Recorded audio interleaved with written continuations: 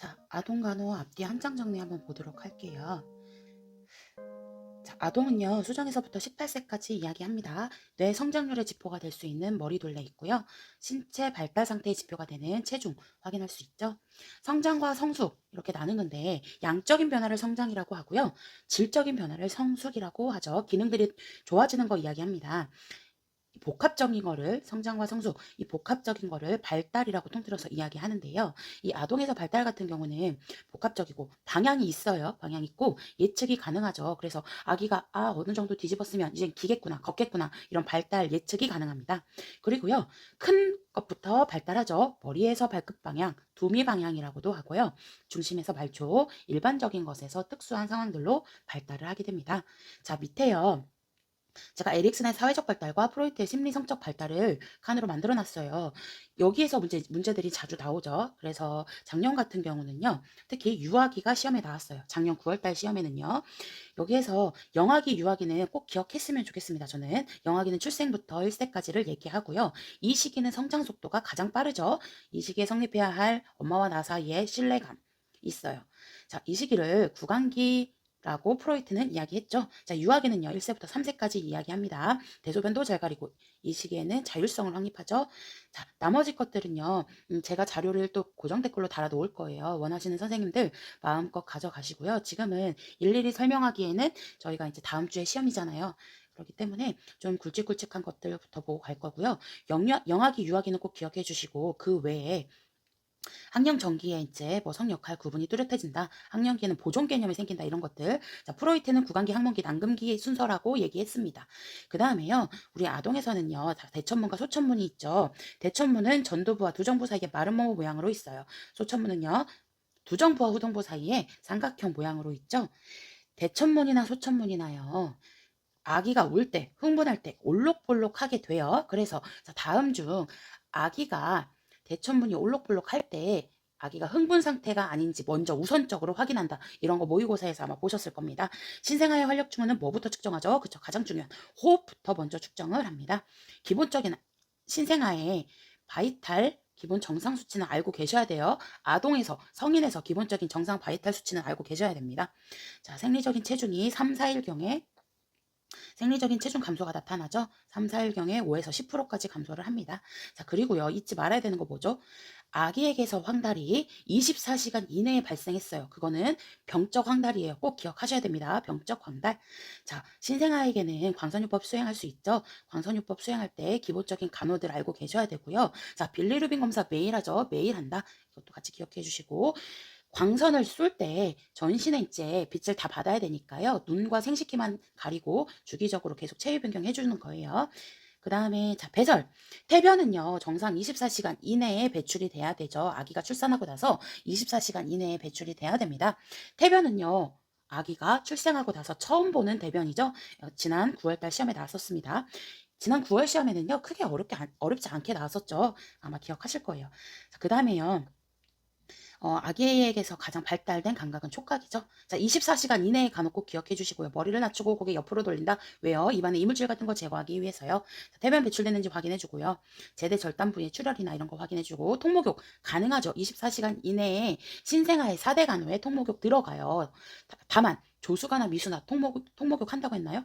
조수가와 미수가는 통목욕하지 않습니다. 꼭 기억해 주시고 기본적인 아이들의 반사 반응들이 있어요. 바빈스키 포유, 뭐 긴장성 반사, 모로 반사, 파악 반사 있고 작년 시험에는 긴장성 반사, 긴장성 목 반사가 시험에 나왔었고요. 이거 기억하시죠? 네. 그래서 기본적인 반사 반응들 기억해 주시고 아프가 점수 5가지 항목들 있었죠. 자, 아기한테서 안염이 발생해요. 그때 쓸 수 있는 1% 질산은 안약 알고 계실 겁니다. 그 다음에 모유, 우유 있어요. 모유액에서는 특히 우리 엄마의 모유를 통해서 비타민이나 항체 받을 수 있죠. 제가 이거 모유는 모유통에서 받는 거 항체 무슨 면역이에요? 피자 뭐먹지 해서 자연 피동 면역 기억하시죠? 자, 유방염 있어도 수유할 수 있어요. 유방염 있어도 수유할 수 있습니다. 자, 그 다음에 오른쪽으로 가볼게요.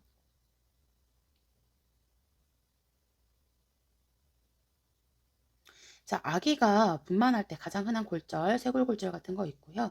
입 안에 혀에 백태가 꼈어요. 우유 빨기 싫어요. 이거 뭐예요? 칸디다층, 아구창이라고도 하는 거 같이 알고 계시면 됩니다. 신생아 선천성 대사 이상 검사 6종 확인할 수 있죠. 아기 태어나고 나서 2에서 7일 사이에 신생아의 발 뒤꿈치에서 체열합니다.